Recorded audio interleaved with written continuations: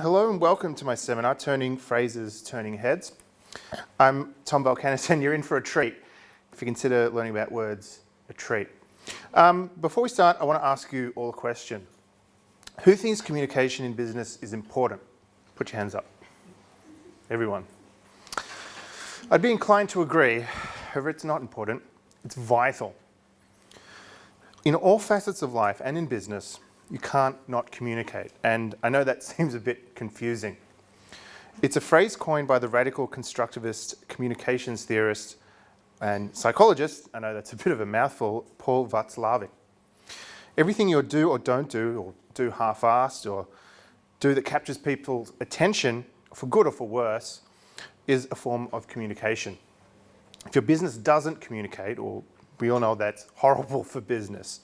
If your business communicates badly or improperly, that's also bad for business. But we'll talk about that a little later. So, a little about me. Who is this guy? I'm the copywriter I Sell Words, my micro business that occupies a fantastic location inside the back of my house. Before that, I was the marketing and communications officer at .eu Domain Administration. And for those of you who don't know, actually, hands up who knows what the .eu Domain Administration is. Brilliant, because I must have done my job really well. Outer is the caretaker of all the .eu domains, setting the policy and the rules. And after about 2 years of selling, marketing nothing to sell and communicating nothing to say, I moved on. I'm also a freelance journalist and editor, though most of my journalism happens at Hysteria magazine, which is a rock and roll magazine I edit these days. In the past, I wrote for Junkie, Big Issue, Fairfax, Digital, Heavy Mag, and a few others here and there. In 2011, I attained my Master of Communications and Media Studies from Monash University. I did my honours equivalency thesis on rock and roll journalism in Australia.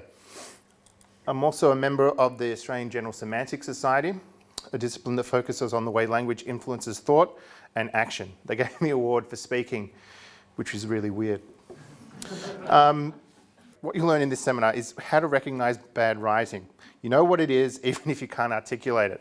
You see it and you just squirm. It's awful and you want to throttle the writer, that kind of writing. And what you'll learn next is how to turn bad writing into good writing. And it is possible if you believe in yourself. Well, if you believe in your editing abilities. And the last thing you learn is how to turn your own memorable phrases using rhetoric. That is what you all came for, right? Well, it's what I came for. So how does this all apply to business? I mean, it's all well and good to do all this for your own sort of personal benefit. But how does this all apply to business? Well, don't pack up and leave just yet. You still have food to eat. I'm pretty sure there's some left. As I mentioned before, you can't not communicate. Clarity is essential for business. I want to get a bit philosophical for a second. Communication is the ability for one human to use another human's mind to process information. For example, I can see a car coming and my friend can't. So I yell, "Get out of the way!" He's just used my brain, my perception, to save his own life. If my friend didn't understand English, well, I'm sure it was a nice funeral. Our thoughts are what inspire action. They aren't actions in and of themselves, but they inspire action. Whether we think about needing a glass of water or building an empire, we think first, then we act. Well, usually.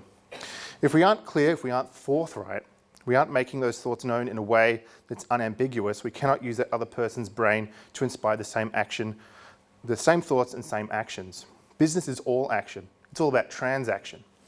Communication is the spark that electrifies the wire between a plan and the result. Yeah, cool. Good communication is good for building relationships, and relationships are the foundation of good business. Writing well engenders a sense of trust and rapport, even if you can't physically stand next to someone. Hands up those of you who have read a book and felt you actually know the author.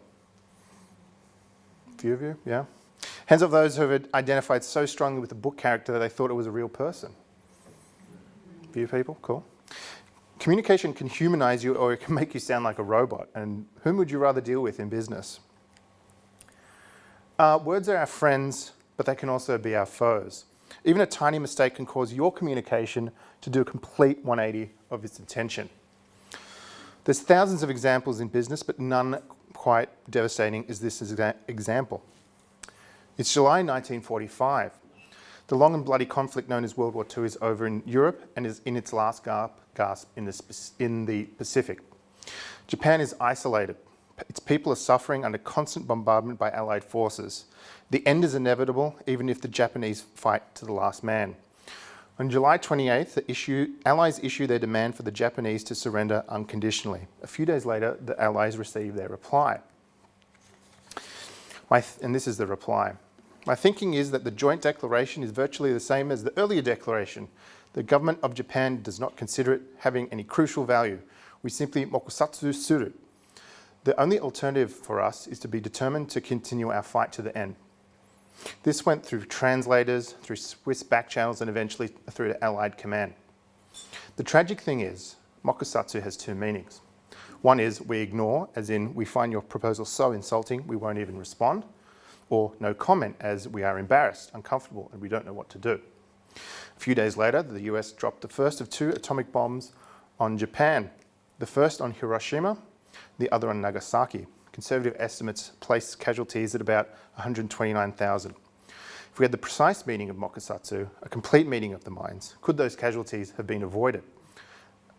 We may never know, but if you take one thing away, take this away. Clarity, clarity, clarity. Now, I know none of you possess nuclear weapons that I know of, so sorry to be morbid, but I really wanted to drive that point home.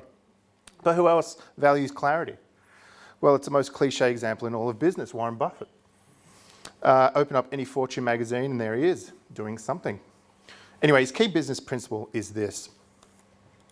We must be candid in our communications. All of Berkshire Hathaway's reports are written in plain English. Buffett himself says, whenever I sit down to write the annual report, I pretend I'm writing it to one of my sisters. Though highly intelligent, yeah, true. Though highly intelligent, they are not experts on accounting or finance. They'll understand plain English, but jargon may puzzle them. My goal is to simply give the information I would wish them to supply me if our positions are reversed. To succeed, I don't need to be Shakespeare. I must have a sincere desire to inform. So think about it. Next time you're drafting up a proposal or a sales letter, ask yourself, if I swap places with this potential client, lead or business partner, whoever it is, would they understand what I'm saying? Would they understand what I mean? Which brings me to the first part. Bad writing. In turning a curriculum of language-based errors in order to obfuscate and inveigle to attendees of Bayside Business Network seminar, or, as I like to call it, writing like a maniac to confuse people. So, distance and wordiness. The thing about bad writing is this. It creates more flaming hoops to jump through for your reader. If your reader has to sit there, his or her eyes scanning the page, waiting for crucial information to leap out at them, they will eventually just give up. If people can't understand the value of your product or service, it may as well have no value at all. So if they can't understand if your product has value, it may as well have no value. I've got a story about distance and wordiness. I had a client that was all into arts and crafts. Her business was making custom greeting cards, candles, gifts, that kind of thing. She knew her website content wasn't working. So I looked through it. And her writing seemed stilted and impenetrable. I didn't understand what she was selling or why she was selling it. As part of my usual process, I conduct an interview with my clients to get information on the business. It allows me to get to know who they are as people so I can better express their unique point of view. The person I talked to was such a departure from the person on the website, I was almost beside myself. Her name was Jamie, or Freckles as her friends call her. It was all like this. Like her website was like, I am Freckles and I sell candles. And on the phone, she's like, hi, Freckles, I'm so excited to talk to you, blah, blah. But her website was a complete grey, static, lifeless lump. It didn't make any sense. Freckles didn't play to Freckles' strengths. Freckles made a craft corner in her bedroom into a hobby business, which is now a full-time business. She had that playful, youthful energy about her, and it wasn't anywhere on her website. That's because her copy didn't cut to the core of what Freckles was about. Making custom candles and gifts for you is your gift to her, essentially. It didn't come through because the words weren't right. Now, if you look at this example, It puts a distance between you and your intended recipient. On behalf of the team at the company, we're unable to acquiesce at your request at this present time. Or no, in other words. The passive voice. Another hallmark of bad writing, passive voice. Passive voice is when things are done to something, just like that sentence, compared to something is done. Yes, very good. Passive voice sounds wishy-washy. It doesn't instill confidence. If you're a service business, there's 100% no reason why you should ever use a passive voice in your communications unless necessary. For example, you aren't 100% certain on an object, so profits are down significantly due to external factors. Why? Because it's lazy. Passive voices usually end up as generalizations and sound insincere. Chocolate is sold by this store. Yeah, but do they really want to? Tom's store sells Lindt, Ferrero and Cadbury chocolate. Yep, my stomach can trust that. If you propose something, you are doing something. It's a promise of future action. You can make your active sentences client-centered. You'll get X, Y, and Z. Not X, Y, and Z will be done by me. Believe it or not, it took me about an hour to write those passive sentences. My word processor kept telling me I was in the active voice. Once you get the hang of it, it's a difficult habit to break. Which brings me to the next part, trying to sound smart. And I've been victim, well, not victim, my readers have been victim of this probably too many times to count. I'm always telling writers I'm editing. If they want to sound smart, they mean they want to sound pretentious. Once I mention the dreaded P word, I get drafts back with copy so clean you could eat off it. But I don't use the P word so much. I do mention a W word though. And that's the problem with trying to sound smart. It's complication for complication's sake. With the exception of highly technical manuals and other mission-critical documents, there is no excuse for trying to sound smart. Corporate speak has its origins in academic speak. Academics speak to other academics 99% of the time. Academics want to sound smart, even smarter than their audience does. And the audience want to convince the academic that they're smarter than him. But, uni isn't all boozing and partying, Most of academic work dances to arbitrary word limits. Do you need 2,000 words to put your point across when 1,000 will do? In the academic world, this is the rule. Former PM Kevin Rudd committed this sin often. He said at the Major Economics Forum, unlikely any progress would emerge from the Major Economics Forum by way of detailed programmatic specificity. And that was so crazy that the German translators couldn't understand it nor translate it. The point is, yes, you have a specific target audience, but they are not homogenous. They're not just one big lump. If I'm targeting entrepreneurs with a piece of writing, I'm not assuming every one of those people have university degrees. Some of the best entrepreneurs don't have university degrees. Running your business on assumption is like running your petrol car on diesel. It just doesn't work. Here's an example. A client of mine had this great product, but he was having a hard time getting people interested in it. So I gathered some friends together for a workshop and demonstration session. So he told us what the product was, and this is what it was. It was an integrated solution for capturing real-time analytics for foot traffic in retail spaces for big data resolutions. We're just sitting there stunned. We have no idea what he's just said. So I told him, look, explain it to us like we're 5 years old. And he thinks it over and says, well, it's a system that tells shop owners where their customers walk inside their shop. It's like Google Analytics for a retail shop. Boom. We're making it rain with all the pennies that are dropping in our heads. Our faces lit up. That's just so cool. How does it work? How much does it cost? How does it even track things, etc., etc., etc. It goes on for half an hour sort of thing. So what's the difference between the first and second examples? Feeling. The first example was opaque, distant.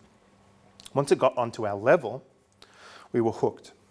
More words means more mental space for your audience to travel to get to the ultimate goal, and that's arriving at the point. It goes to my next point, which is verbs power writing. Have you ever received an email that put you to sleep? No, not literally, figuratively. I'll go for, yeah, okay. Well, I wrote one once upon a time, not an email, but an article. It was a review of a rock and metal festival called Soundwave. It was about 4,000 words long. And about 3,000 of those words, which I chose, were nouns, adverbs and adjectives. And my God, it was boring. At the time, I thought it was great because I pumped out 4,000 words in a day and I thought it was God. But it was actually put most people to sleep. So people from Bunbury to Albury, and back pilloried my review. That's because adjectives are the couch potatoes of words, and verbs are the dynamic go-getters. A verb describes action. Action moves narrative forward and gives your communication progress. Not just a sense of progress, it is progress when reading is concerned. When people describe books taking them to different worlds, verbs are the vessels upon which they travel. This is one tip for writing sentences, which you must follow from now on, because I will crouch outside your office and scream murder at you if you don't follow it. A sentence is an object, a thing, place, or person, and a verb. So, water flows, birds fly, business profits, Jeremy irons. I mean, he could. He's rich enough to get someone to do it, though. But I think he would. Anyway, I could have said, I will just be outside your office and I will yell at you. Not as interesting, is it? So now we're aware of what makes bad writing.